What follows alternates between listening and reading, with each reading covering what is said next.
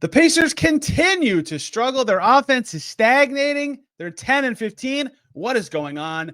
Does this team have an identity? Can they fix these problems and turn some sort of corner? Well, Kalen Cooper and I are going to talk about all of that today on the Locked On Pacers podcast.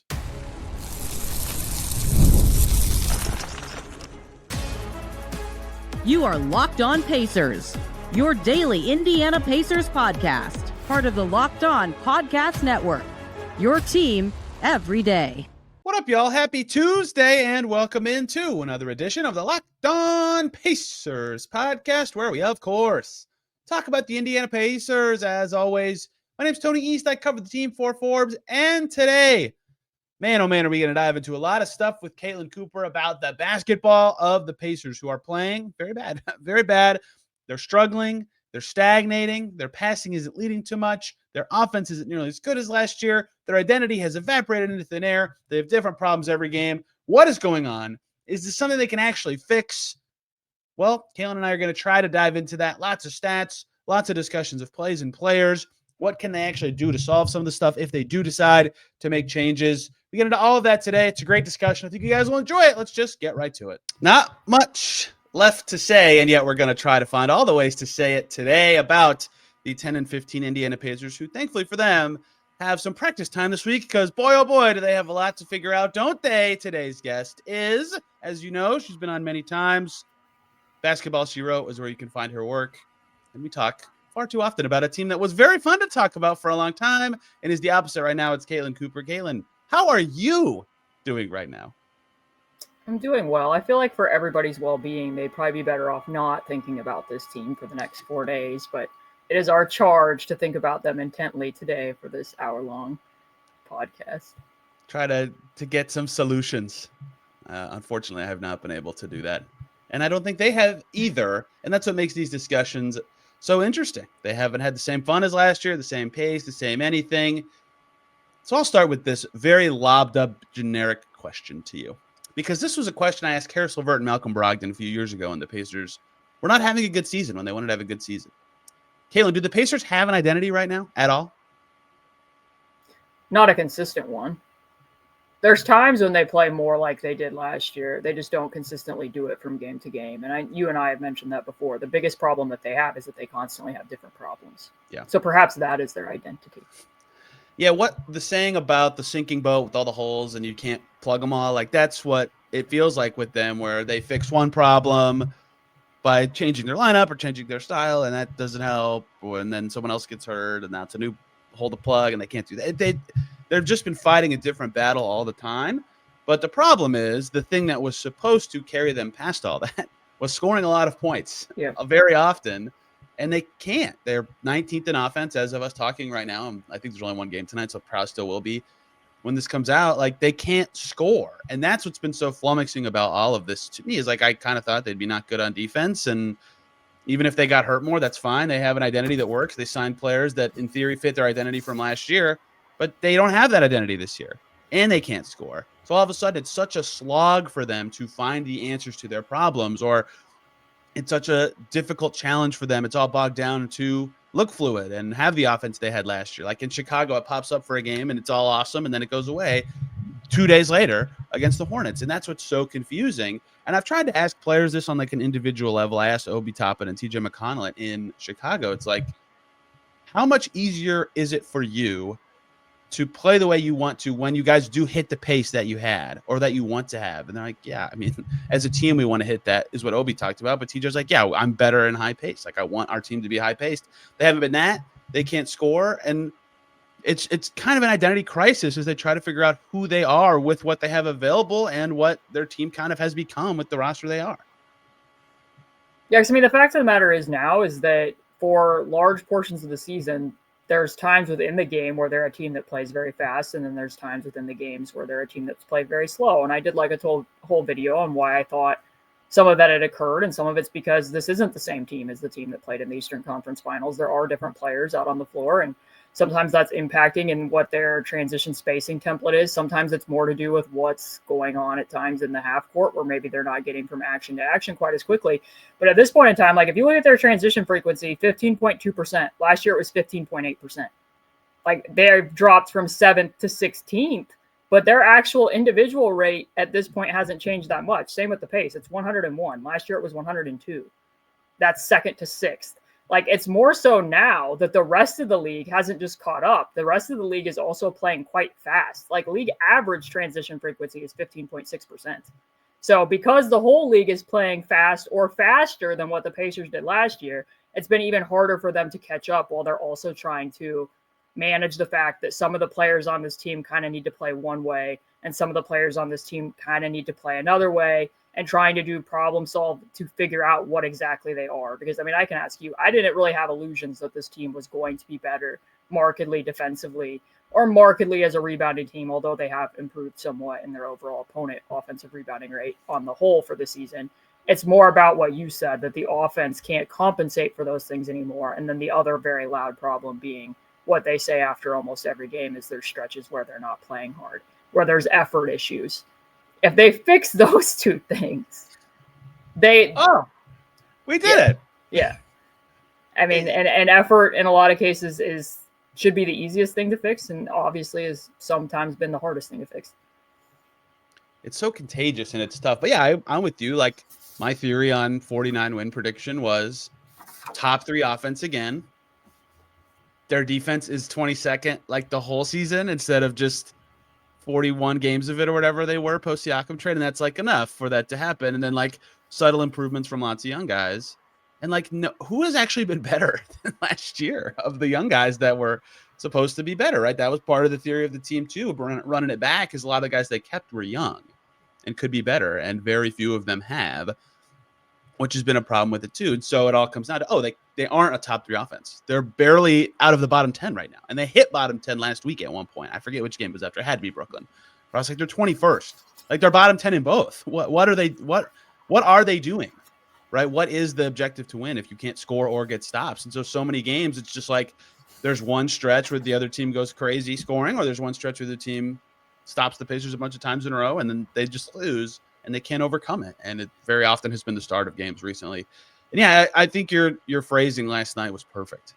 It's either the easiest or hardest thing to fix. And it felt like last year, a lot of times their bench would come in and play well, and it was like a spark of energy for the whole team.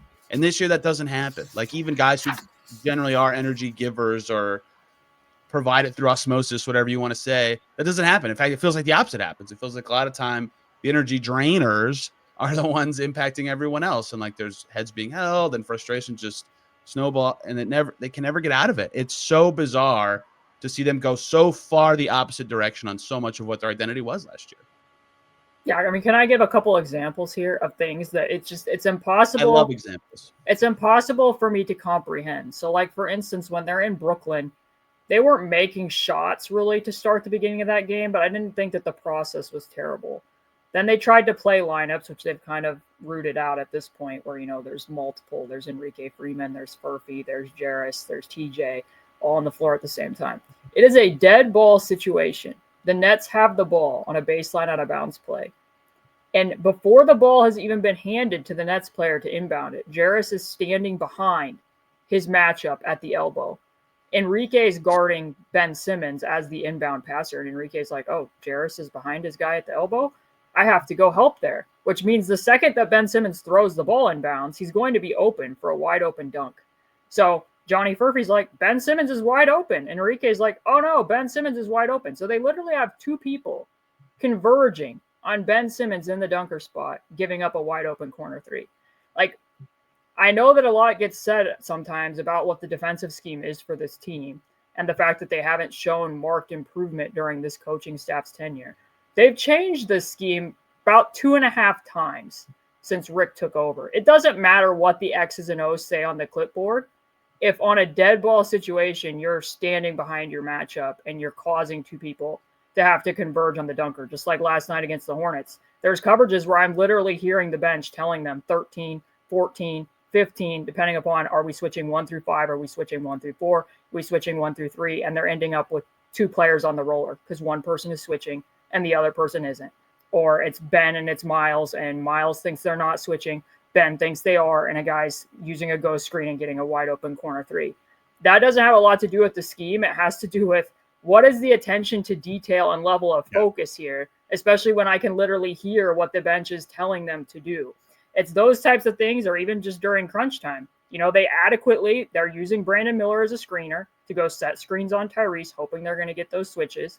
Nembhard shows to maintain on Brandon Miller. He actually knocks the ball away from Brandon Miller in the lane. The ball bounces going to the corner, and there's a minute and a half to go. They're down 4, and nobody dives to go get that loose ball. Like, Tyrese doesn't get on the ground to try to get it, and now Cody Martin's turning that into 2, and the Hornets go up 6. Like, it's those types of, like, both teams played hard is a cliche, but, like, honestly, we know what the holes that they have are on defense, and without roster changes, that's going to continue. These things are controllable, and for whatever reason, they're not controlling them. Yeah, it does hit weird when they, like, sometimes, not always, sometimes when players and coaches talk about lack of focus, attention to detail, it's just like gobbledygook, for lack of a better term. Like, they just lost and they're talking about stuff. But it has been real for them this year. Like, it's been a major cause for concern lots of times. There was a play, I think it was against the Hornets, where Johnny Furphy and Obi Toppin were on top of each other in the corner, like literally standing in the same spot, and a pass went over to them. It's just like, how does this happen? Like, things like that happen all the time, and effort is so obviously noticeable. They literally had a whole game, was this 2 weeks ago when they played Miami, where they benched the starters twice for effort in one half. Like, that says a lot alone, and it still hasn't felt like it's there all the time for this whole team. And it's unfathomable that's a thing for professional athletes, but it has been. Hey, everybody, short little break so we can talk about the great folks over at FanDuel. Get ready to tackle the NFL and NBA action with FanDuel. They're America's #1 sportsbook, because right now, new customers over on FanDuel can bet $5 and get $150 in bonus bets if you win that bet. The FanDuel Sportsbook app gives you everything you need to place live bets on the NFL and NBA all in one place. When you get that hunch in the middle of a game, you can check out the latest stats from the action. You can view live play-by-play and so much more right on the same page where you're placing your bets. Just visit FanDuel.com to join today. You'll get started with $150 in bonus bets if you win your first $5 bet. That's FanDuel.com. Make every moment more and never waste a hunch on FanDuel, an official sportsbook partner of the NFL. So to me, something that has stood out identity-wise, I'm going to throw some numbers and some anecdotes with this, okay? So before the season, Rick Carlisle said this, or was it? I can't remember if it was Rick or a player, but they wanted to lead the league in passes. They did so last year, right? Passes per game. Great. I get that. Totally makes sense, okay? And then they had a game where, I think it was the Orlando game, where a zone defense totally shut them down. And they were talking about how when they got against that zone, they were just kind of tossing it around the perimeter. Right. And that wasn't creating anything, right? And so this year, the Pacers are second in the NBA, 324 passes per game. Last year, they were first at 308, okay?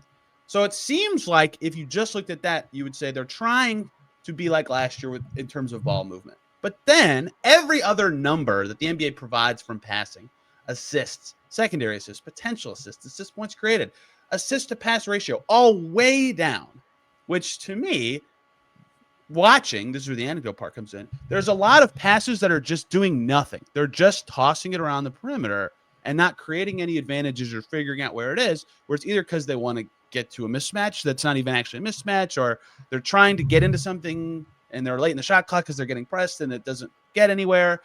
And it's not exactly station to station offense, but it kind of feels that way sometimes, where it's like, you're here, you're at this station, here's the ball. Nothing, okay, let's go to this. And it's not flowing. They're not blurring as much. They're not screening as often. They're not getting the ball side to side. There's not as much movement. And so even though they want to be moving the ball, and they kind of are, it's not even close to the same impact or value or tempo or pace as last year. And there's some pockets of games where you see that happen and they look great, but most of the time it just kind of feels like that second part I described, where they're just kind of half-hearted going through the motions. Okay, here you go, you take it. And then and it just keeps happening over and over, and it doesn't create any advantages. And so that stat and that kind of feeling I get is kind of where I felt the difference from last year to this year offensively, where they aren't actually doing anything with the ball to create advantages as often. They're just moving it to move it a little bit. Yeah, I mean, I think way that I would distinguish that is there's a difference between moving the ball to keep it ahead of the defense and allowing the defense to catch up with there being some glitchiness at times between actions. And what you just pointed out is true. Like, I wrote this after they traded Buddy about why the Pacers were no longer a blur. Those blur screens and those go screens were like the number one way that they would reignite the offense to get into the next thing. Sometimes that isn't there. And also, though, I mean, I think this is directly tied to the fact of you and I talked briefly before we hopped on here. They're 28th, I believe, in catch and shoot 3-point attempts per game. So if you look at it, like you bringing up that game against Orlando with the zone, the Pacers have been zoned against more than any team in the NBA because they're a low volume 3-point shooting team. And they're very high in terms of their percentage of touches or possessions that feature a paint touch. So opponents have every reason to go zone against them, especially because they don't have a lot of quick trigger 3-point shooters. Like there was possessions in the first half against Brooklyn that you could point to where the ball moved okay. And then it would come into Ben's hands, and Ben has shot the three quite well. He's shooting very well on catch and shoot threes, but he actually needs to take the inflow shots that come to him when he's open. Like there was one possession where he passed out of open threes twice, or he's so wired to catch and drive that he's putting the ball on the floor. That's creating those types of snags in the offense where they do, like I said, they have stylistically the starting lineup and other lineups that they are playing. They don't have the same degree of quick decision makers as they had during the playoffs all the time. So that can kind of lead to what you're saying. Like, yeah, you might still be passing the ball, but is it an advantage assist? Is it an advantage pass where the ball is moving faster than the defense can rotate? Or is the ball coming to rest and then you're having to make, a no gravity pass that's just adjacent one pass away, and then somebody's going to have to create something out of nothing towards the end of the clock? It's those types of things. Yeah, they're getting into offense later because they're getting pressed, right? It feels like you kind of described this earlier when you're looking at other teams playing faster. Like a lot of other teams are playing like the Pacers, but the Pacers aren't playing like the Pacers, which is quite a problem for them. How much do you think that actually has affected them? The fact that they start their possessions just slightly later than last year, because they get pressed all the time now. Well, I mean, I wrote about it. I wrote about could the Pacers dial back the pressure on what Tyrese was seeing, because from last regular season to the playoffs to now, he's seeing more possessions with at least one backcourt defender than he even saw in the playoffs. I mean, there's possessions when they're up in Toronto, the one game they saw 32. He was averaging, I want to say, between 12 and 14 per 100 during the regular season last year. So, like, this has definitely escalated. And in part, that's why it is valuable, like in the first quarter against Memphis. If, Wells is going to be face guarding Tyrese to that extent and being that physical with him, they usually, like during the playoffs, they only played 18 possessions where Tyrese was out there without one of TJ or Nembhard. It helps them get into offense quicker. But, that being said, if you look at their average time to their first action, their average time to cross half court, it's actually pretty similar. But that's because, again, like it's like punctuated equilibrium.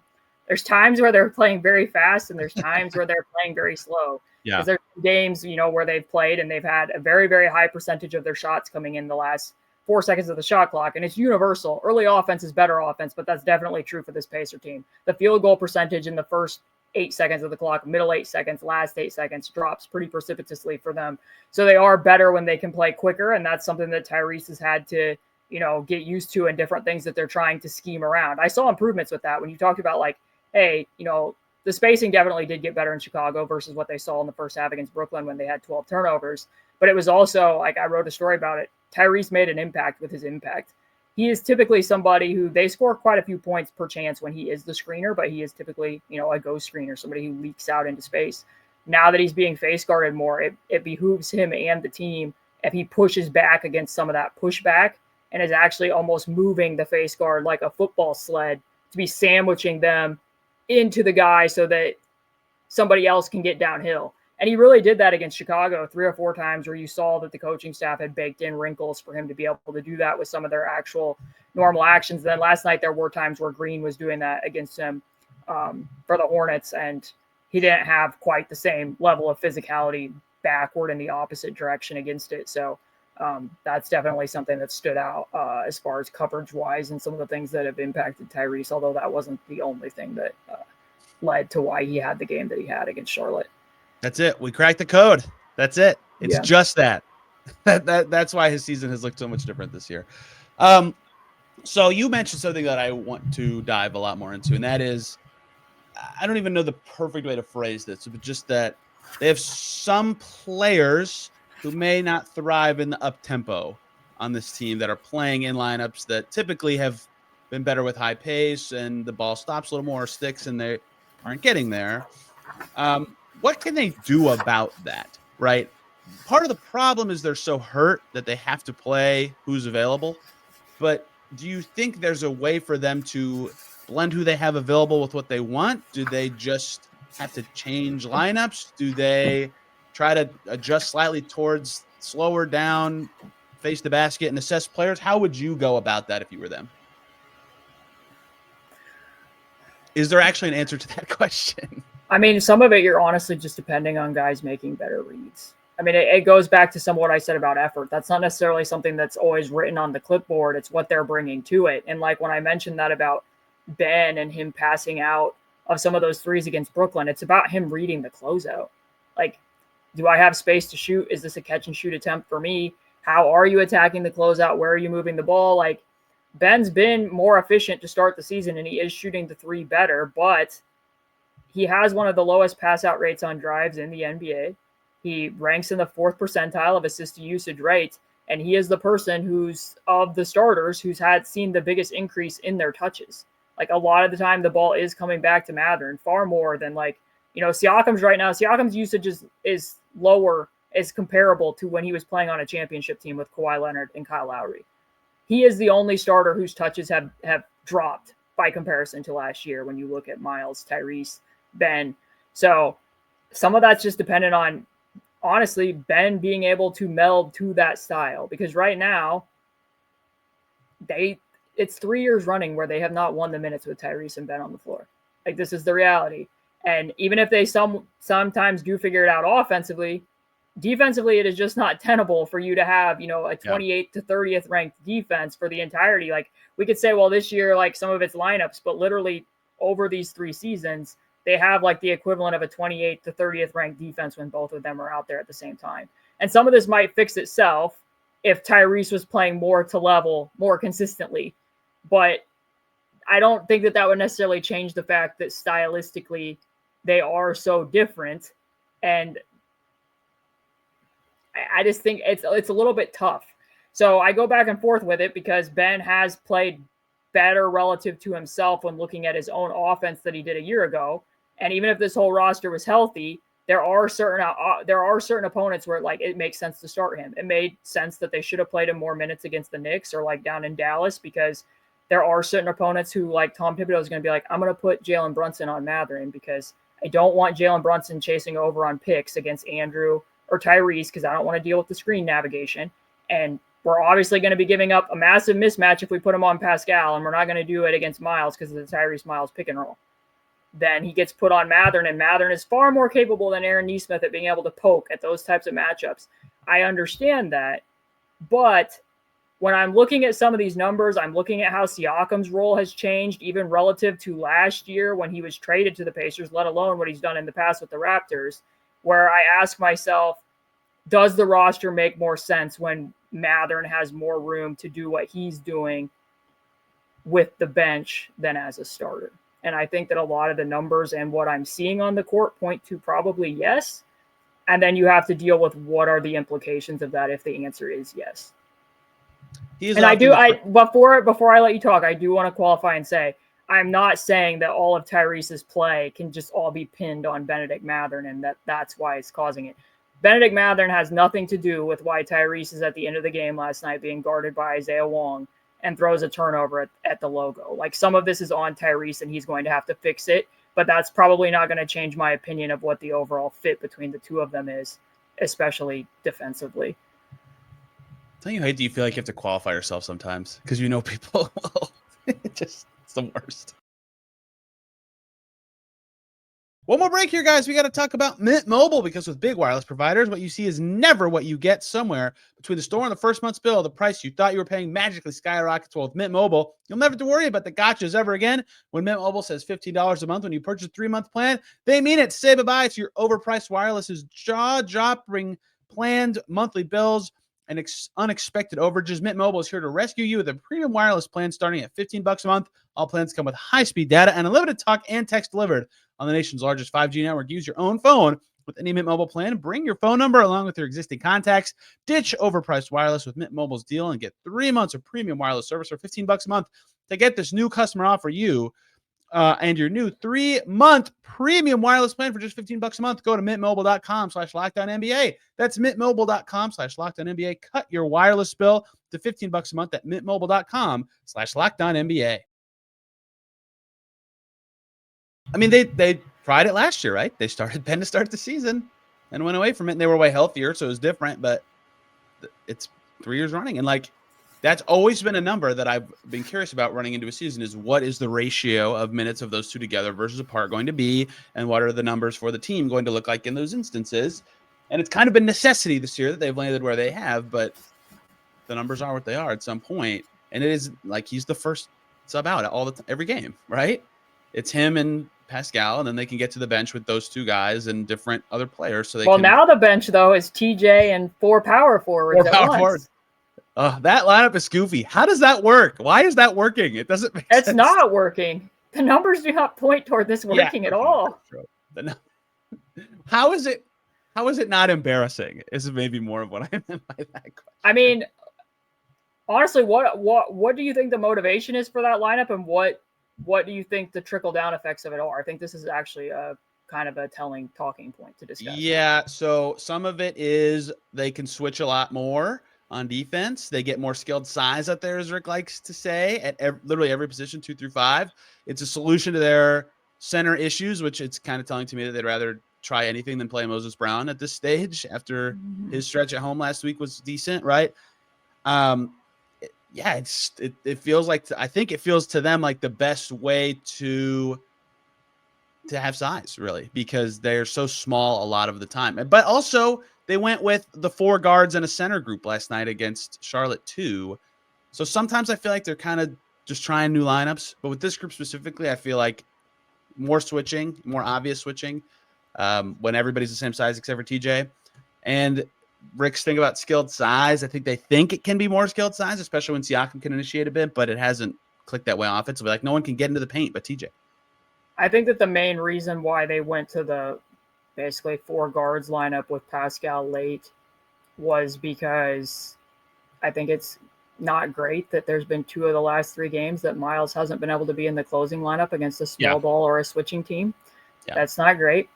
And secondly is they had Jarris out there, and Jarris, because of who Andrew wasn't out there, TJ was having to guard Brandon Miller, which again, like, just to emphasize to everybody, TJ was having to guard Brandon Miller in this game.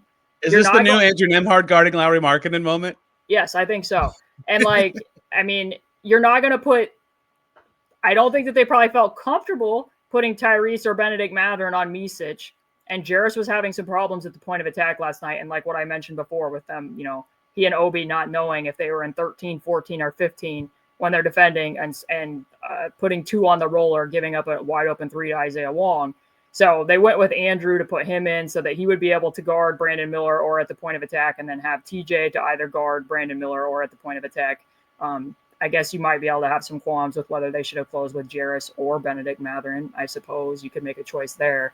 But I think that's ultimately what led to that. But as to the 4-4s lineup, my thing with it is I get it, I think, because when they were in Brooklyn, like I said, when they were playing some of those really, like, okay, we're really deep into the bench now, Furphy, Enrique Freeman, Jarris are all playing at the same time. There's some spacing issues. As much as Enrique Freeman can be everywhere, also he can be everywhere in ways that like kind of disrupt the spacing at times.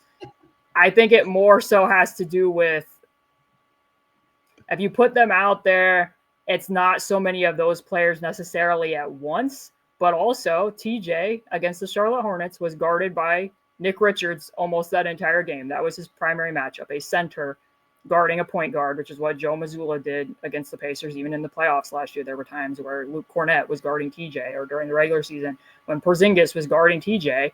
And that meant that it was going to be a ton of TJ ball. So in a game where Pascal Siakam attempted 8 total shots and had 3 post-ups against a predominantly small ball Hornets team, TJ got his and it did exactly what they needed him to do. Like, he showed tons of gumption, more gumption probably than the rest of the team combined. TJ Ball won out against the Nick Richards matchup, but the Nick Richards matchup also meant that it was predominantly going to be TJ Ball. Because if you think about that lineup, you're going to throw the ball into Pascal in the post when TJ is being guarded by Nick Richards and Nick Richards is just standing in the lane? Probably not, because it's going to be gummed up. There were drives last night where Tyrese didn't play well. Like, we can all admit that. But Tyrese is seeing Nick Richards in the lane. Like, that's why a lot of the offense was tilting to TJ.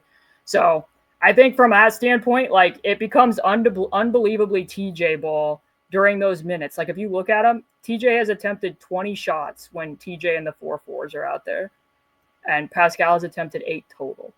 So there's just a lot of lineups out there where, like I said, like Siakam's touches, Siakam's usage are down. It's like how exactly what his role has been and how it's changed has been somewhat fascinating to me to start this season, and what exactly they envision him being and plugging into those sets, because that lineup's not necessarily going to optimize him to prop that up. And sometimes the same can be said with the starting lineup as well. Like, I don't think that you should be playing a depleted Hornets team and that he attempts 8 shots. I really just don't think that should be the case. I agree. I do find it funny. I talked last week about how good lineups with McConnell, Siakam have been this year. And then they really put that to the test with Freeman, Furphy, Walker, and now this TJ and the Force group. I mean, and that lineup is also so informative and telling too, because like there's a play where Brandon Miller gets open on a baseline out of bounds play when Jarris was guarding him. The next possession, Jarris is no longer guarding Brandon Miller. He's guarding Micic. And 2 possessions later, Jarris is no longer guarding Micic. Johnny Furphy is.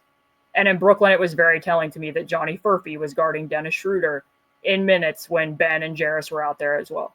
Like, Furphy and Jarris are like foils of each other in that Furphy's physique does not match his physicality. He doesn't have the strength yet to match how physical he can attempt to be in using his length to stop drives. He was one of few people who actually managed to stop Malcolm Brogdon as a driver when the Wizards came into town.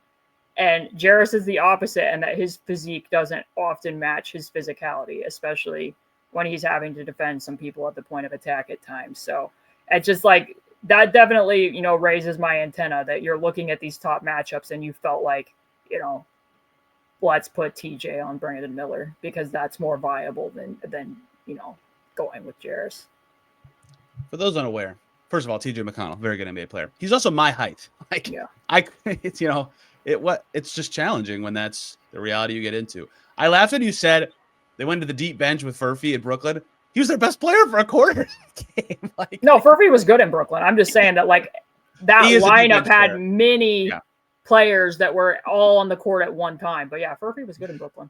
It says a lot about the team that he could ever be their best player for more than a few possession stretch. It was like probably a quarter and a half of that game. Oh, yeah, it's a lot of challenges. So I want to ask you the perhaps glass 1/8 full question, and then the harder one. The glass half-8 full question is how much do you feel like injuries have actually hurt them this year? Because I have Nembhard, Nesmith, Shepherd is you're out of perimeter defenders, right? At some point. I didn't realize, and maybe this is just naive of me, how important that trio was to their identity. That's on me at some point, but I think that has certainly been a factor. Isaiah Jackson was playing well before he got hurt. So on one hand, I'm these are big losses. There's so many rotation guys out. On the other hand, they've had their best players every game. And so I've had a lot of trouble kind of contextualizing how much I feel like injuries have actually held them back this year. I mean, it's certainly not helping. I don't think Andrew didn't have a particularly good defensive game last night against the Hornets either, minus a few standout possessions. But yeah, I mean, I think it matters a lot. When you're up in Toronto and Bennedict Mathurin has to guard RJ Barrett because other people aren't available, that's an issue. I will say, I don't think that do I think it would have helped to have Aaron Nesmith have a little bit more size against Brandon Miller against the Hornets? Yeah, for sure. Do I think their point of attack defense was good against the Hornets? No, I do not. And you are talking about Ben Shepherd's one of their better point of attack defenders as well. But Do I think that Aaron Nesmith should be the difference between you winning or losing to a Hornets team that had lost 8 games in a row and is playing on the second night of a back-to-back? Absolutely not. Like, no, that shouldn't be the difference maker in those types of games. That said, I do think the fact that they're taking 28th in catch and shoot 3-point attempts doesn't help their offense. They were 15th in that category a year ago. They are a team that prefers and scores a lot of their points in the paint. That was true even last season. But they had, 8 players last year who averaged at least 2 catch and shoot threes per game. Right now, they have 5, and one of them is Ben Shepherd, who isn't even available. And Myles, Pascal, and Tyrese are all taking more catch and shoot 3-point attempts than they were a year ago, and that's 3 of their steadier players. Because of some of the people who have been in and out of the lineup, it goes back to what I've been saying. Like, when you're watching Pascal and things that he's doing, he's spotting up more. He's taking more threes. His drives are way down. Like, he's posting slightly more, but even that number isn't, like, relative to the fact that his usage and his touches are down, it's not a lot. So it's altering the way that some people are functioning within the offense. Because if you do have, I wrote an article about it when I was talking about what's going on with some of the pace. When you looked at that starting lineup against Boston in the Eastern Conference Finals, the ability to run deep corners, hug and delay to the 45, and have somebody regularly being used as a trailer, like Nesmith and Andrew were a big part of that. Because they consistently did it, and because they can make quick decisions and get to what they want to get to out of secondary with that out there on the floor. I do think it matters. I don't think it should matter this much, is where I'm at. That's exactly where I am too. And that's why I said glass 1/8 full, because it's not half full. It's not like, oh, they'd be fine. They'd be a little better probably, maybe 1 win more or 2 wins more. But it's been really interesting. One, how much I've had to square up, how much our identity was a collective and not just a couple players. But 2, they should still be so much better than this, even with who they've had available. And they haven't been able to do that, which leads to the biggest question. And I kind of asked you one about this, but as broad as possible, Caitlin, what can they do about this? What to you can they actually tangibly change to play better, as fast as they can? Because it's getting late early, as they say. Number one is what we already talked about. The effort and the attention to detail legitimately does need to get better. That can't continue to be something where they sit there after a game and we're like, well, we didn't play hard enough and we don't know why. They need to figure out what the reason why for that is, and it needs to be corrected. Some of the stuff I didn't touch extensively on Tyrese here because I feel like everything I've written this year after almost every game has been something about Tyrese. But, you can't be playing again that game against the Hornets and be, a minute and a half, 2 minutes to go, and he has that turnover against Isaiah Wong, just trying to make a basic entry pass to Pascal there at the elbow, and then not being able to get that loose ball against Cody Martin. That type of stuff, that's within his control as well. Even when shots don't fall, you can do those things, and those need to improve. The communication on defense needs to improve. You can't be running incongruent coverages. There can't be one person switching and one person who isn't switching. And also, a really big one that tells me what the communication level is right now is how often a bring-up ball handler is bringing the ball up and nobody yells steps or to tell them that somebody's lurking around, and it's leading to really costly turnovers because you're committing a backcourt turnover, which is a steal, which is most likely going to lead to easy points. A lot of times their turnovers are exacerbating what their defensive issues in the half court already are. So I think that that's one. Also, I really do think that they need to up the volume of the catch and shoot three. So you can look at that from a couple different means. I think Mathurin has shown he can shoot the ball better this year, especially when he's open. Start shooting the shots when you are open. Some of that applies to Jarris as well. Both of them are under 2 attempts per game. I'd like to see both of them shooting more than that. When the ball comes to you, there can't be as much, record scratching when it's there. They either have to play and flow or they need to take those shots. Another way where I think they might be able to get some more catch and shoot threes is that Siakam's drives, for whatever reason, by comparison to his time with the Pacers last year, and I'm guessing this has somewhat to do with different lineup construction, he was at 15.6 drives per 100 last year, and that is at 8.6 right now. Jeez. He's capable of getting downhill. So if the numbers between he and Tyrese with inverted haven't been great, because sometimes, you're in Milwaukee and Tyrese is being guarded by Andre Jackson in a face guard and Pascal's being guarded by Giannis. There's not really an advantage there. But can you maybe use Nembhard or Quentin Jackson more when they're being guarded by Dame? I think perhaps so. Let Siakam get downhill. Hope he can draw two bodies and spray the ball out of the paint there from his hands. Make him less often the spot-up shooter and have him creating more shots for other spacers around him. I think that might be able to get some of those attempts up as well, because they're kind of facing a math problem offensively if they're going to be, like last night, getting crushed in second chance points. And if you're not loading up in fast break points, like last night, it was a double-edged sword, because if people want to say like, oh, it's Pascal in the post-ups, he had 3 post-ups and they also had 4 fast break points. Like, if he was the reason why they weren't playing as fast, then actually play through him if that's what you're going to do. And I'm not saying that this should be a return to Sabonis and Bjorkgren ball. I would never suggest that Siakam should be a fulcrum and that you should be filtering that many touches through him. But I do think that there's been enough of a dip in a lot of his categories by comparison to last year that it's fair to ask exactly why that is. So those are a few things offensively that I think that they can correct regardless of who's available and who's out on the floor, and what other roster tinkering might need to happen throughout the season. I like it. Okay, here's a couple numerical approaches I would take to this question. How many games have you felt this? First of all, this is not numerical. How many games have you felt this way? I had this with Detroit and Memphis back-to-back, and I really started to dive back into more games where the opposing team has a bunch of points in the paint and makes a bunch of threes. And I'm like, what were they trying to take away in this game? It almost feels like a refocusing of either the rim or the line has to be done, because they're doing neither right now. And they're 4th worst in opponent effective field goal percentage because their opponents are making a bunch of shots. Thankfully, they're 6th worst in opponent free throw rate. So, like, what are they taking away? They're giving up good shots and fouling a lot. Like, that's so zoomed out. But, like, they have to refocus their defense in a way, to me, where they're taking away something, the rim, the 3-point line, or stop fouling, something. They also have a lot of fouls where they're trying to stop somebody from scoring an easy layup, and they just very softly foul them, and they still make the layup, and I get so infuriated by those plays. Just light them up. Don't let them make it. And then offensively, they're making shots, I guess, but their attempts are so low from deep, they never get to the foul line. That we've run through that they're a bad offensive team and defensive team this year. At some point, getting better and making changes is just about, like, who are you? What do you want to be on either end of the floor? And we've talked about all the problems that make that not an answerable question for the Pacers, but I don't know a lot of the time what they're trying to get to or what they're trying to take away. And maybe that's because of who they have, and maybe that's because of who they don't have, and maybe that's because their star player isn't nearly as good as last year, hasn't been nearly as good as last year. Whatever the reason may be, they have to find a way. Maybe this week of practice will allow them to get closer to this. They're not going to totally change their team in 3 days.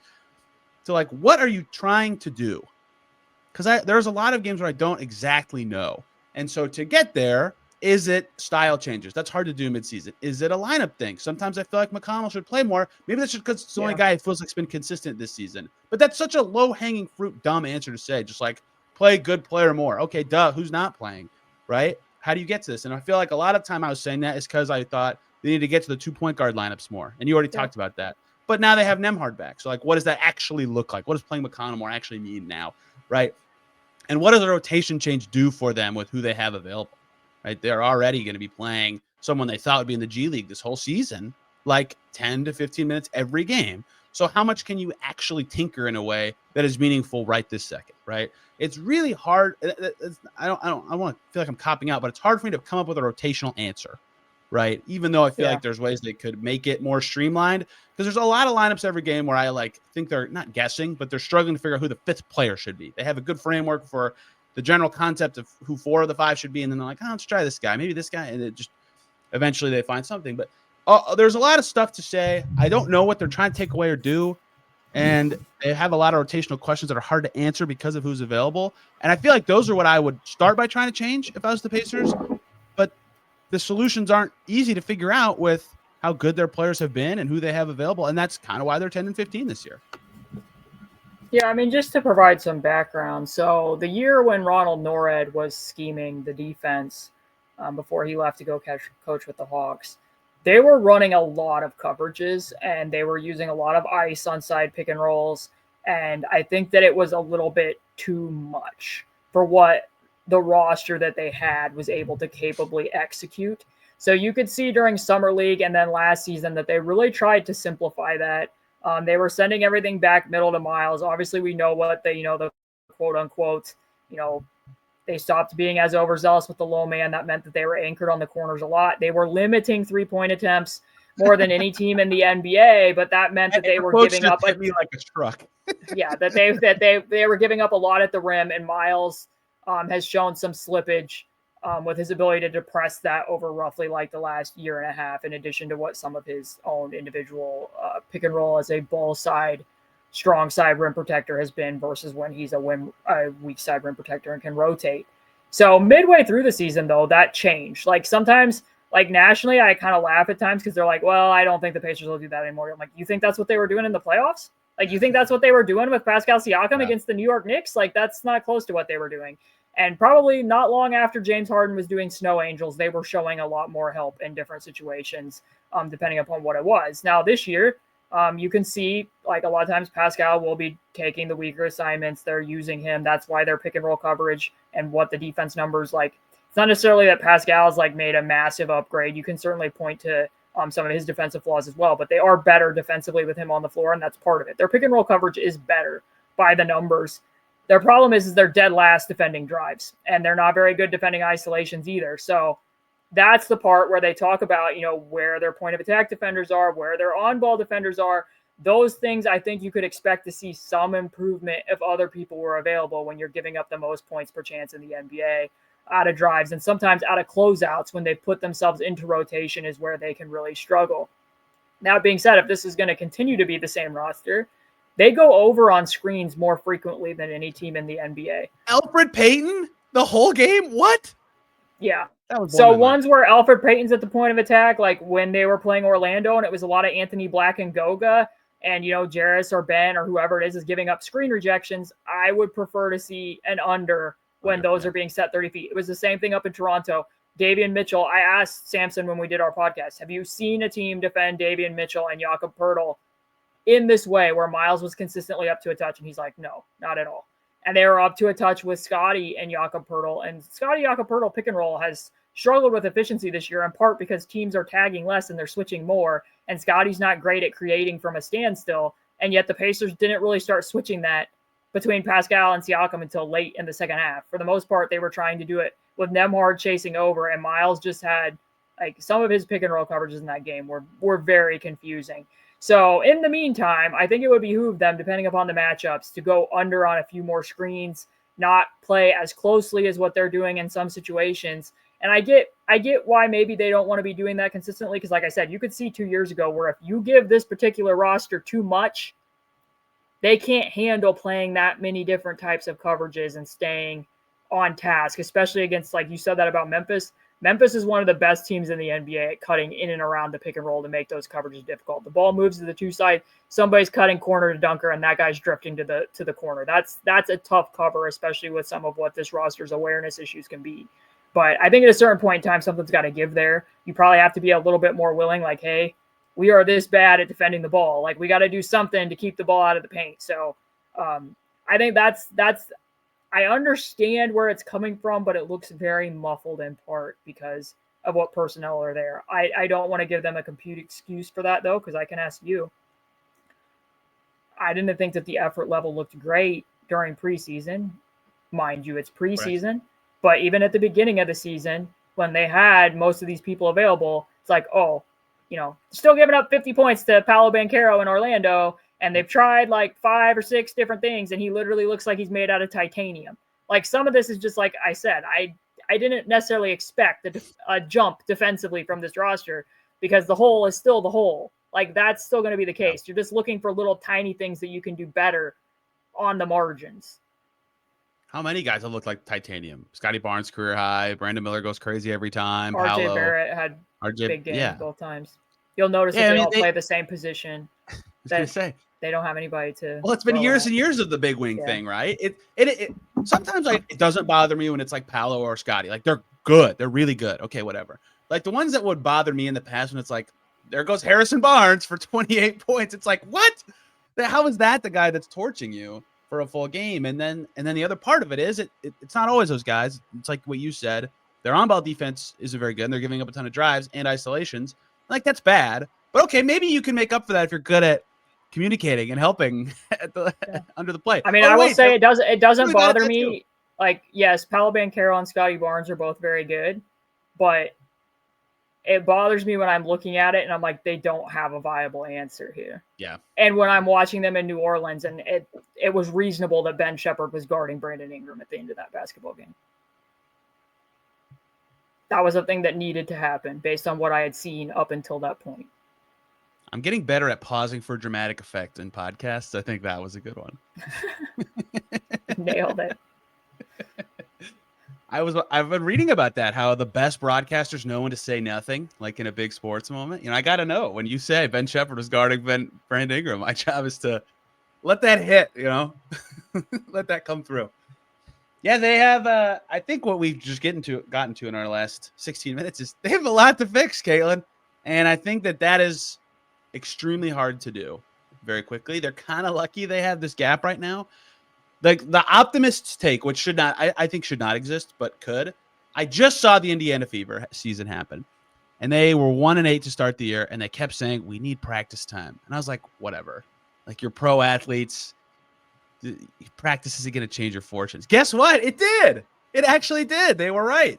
They defended better when they practiced. They got their identity going, and they looked better. I'm not saying that's going to happen with the Pacers. I am saying practice time can help. I'm also saying the most significant change the Pacers made last year before their best run of the whole season was like right now-ish, like Christmas-ish, right? When they had that big starting lineup change. Here comes Sticks. Hey, here come the Pacers. They won 7 out of 8.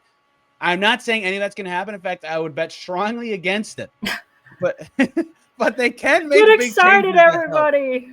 They can make big changes that help. They did it last year at this time, right? So I guess we'll see it. That's Thankfully, an they have a very important thing easy to schedule. That's an important thing to bring up, though, because I feel like everybody's forgotten that chunk of the season where we've made it all about like this dividing line between when Pascal was there and when Pascal wasn't there, and that Pascal replaced Obi. Pascal didn't replace Obi. Obi already hadn't been starting for a while at that point in time. I think people forget a lot of last year selectively. I'm not going to lie. Like, Tyrese Haliburton from March 15th to the end of the regular season was good, was very good. Everyone's like, oh, this is a continuation of life. No, it wasn't. So many things bother me about what people choose to remember from the 2020. I thought he looked limited from January till the end of the playoffs. There was times where he overcame it. I didn't think he looked right.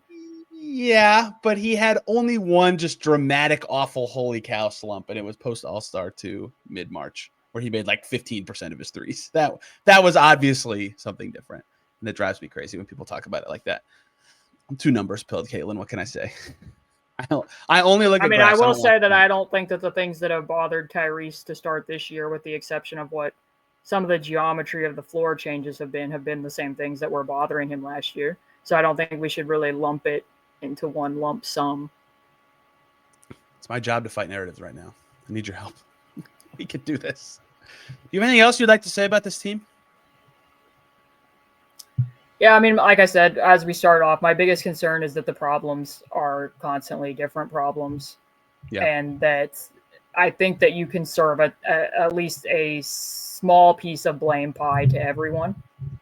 And that's something that pretty much everyone's going to have to recognize. You said that about the Fever and like Caitlin Clark being able to have, you know, the time where she wasn't playing in the Olympics and what that meant to her season. And obviously, you know, there's nothing that's ever 1-for-1, but the Pacers are playing a more condensed schedule in part because they're going over to Paris. Feels like the games have been nonstop. So, you know, maybe having these 4 days, it might not even be about the practice time. It might just be about, you know, splash water on your face, get back, realize what role you're playing in this and what you can do to fix and correct it. Like, I don't want to sound like a motivational poster, but that's really what some of this is at this point in time. Like, what more can each individual person be doing here? Because it's boring. It's like I told you at the beginning of the game or at the beginning of the pod. Like, in the past, when they've had big issues like this, I've been able to point to very clear and obvious schematic things and be like, if that changes, this will get better. Or if they this trade, or if they do this, like, I can understand how this could improve. At this point in time, I feel like it's a lot of unknowable qualities that they're going to have to fix individually and behind closed doors. What is the most generic motivational poster? Like when you just think of those two words together, what do you think of? Reach for the stars. I don't know. Reach for this. Well, the What's two popular? The one that I remember from school is what's popular isn't always right, and what's right isn't always popular. Like it was some play on words with that. Well, the stupid one I remember from school was the cigarette ones that were like, the only thing I smoke are my opponents. And that would not help the Pacers right now. That is not the motivation that they particularly need. And half the ones in my school were like the Got Milk posters, which is also not helpful for the Pacers right now. We need to come up with the right motivational poster. They could just put that one that every like teenage boy puts up with Michael Jordan's wingspan, right? That'll solve the problem. Surely. Well, it's not a very good team right now, Kalen. And their schedule is about to get really hard for the rest of this month. So you mean they probably shouldn't have lost a game to a Hornets team that was without most of their best players at home? Or lost to Brooklyn or to Toronto twice or to – can I keep going? Should I keep going? I couldn't believe this, but I wanted to look it up. They've won 4 of their last 15 against Charlotte. Like, that's just unbelievable to me. It's been a lot of atrocities against that team, too. It's apparently the hive just gets to them. Well, Caitlin, hopefully we got to the bottom of this for some people. Where can people find you and the many things you've written about this Pacers team and their not so good start to this season? My Twitter handle is right there on the screen at C2_Cooper. A link to my Patreon, patreon.com/basketball she wrote, where I think that you'll probably find that the trend is I write something from a game and then the next game it's no longer true. I'll be like, look, they fixed this thing, or look, this went really wrong, and then it gets better, or the other thing gets worse. So if you like highlighting nuance, like I wanted to write about Tyrese's screen technique. I've written some about the pace. I've written about what they can do against some of the pressure. I've recorded 2 very extended podcasts with Samson Folk, who's contributing work. I should throw that in here. Samson's doing freelance pieces for me once a month, and then we're going to do like, we're hoping that we can watch like 1 game a month together and then be able to do podcasts about that game after the fact. So far we did the 2 Raptors games, but there's also much broader topics about the team at large included on there that I think pretty much still apply at this point in time. So I'm happy to have him on there. So you're not just getting me. If you think I'm annoying or you don't like my work, maybe you'll enjoy his. Also, I am on Blue Sky as well, too, along with everyone else in Pacers media. I think we're all there now. We made it. So that's my full name, Caitlin May Cooper at bluesky.social or whatever it is. I'm still learning how to use that place. Do you like it? I enjoy the engagement in the conversation.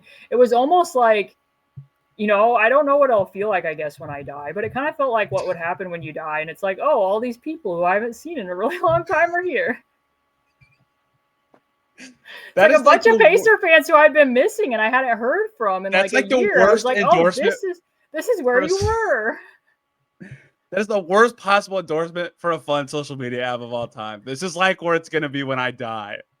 You are right, though. I got there. I got there and I got a lot of replies. I'm like, oh, yeah, I used to talk to you on Twitter all the time. Yeah, it's like I just hadn't heard from several of those people in a long time. And I was like, oh, good to hear from you again. If you want to use a social media app where you can actually see the replies from people you want to see and not get fed a bunch of crap you don't care about, I would recommend Blue Sky to anybody, even though the user base is much smaller. Caitlin, thank you very much for the many minutes of your time you frequently give me for these. Everybody, I'll be back tomorrow. I don't know what I'm going to talk about yet. I might do a mailbag. I might talk about December 15th because the Pacers may or may not need a different backup center approach.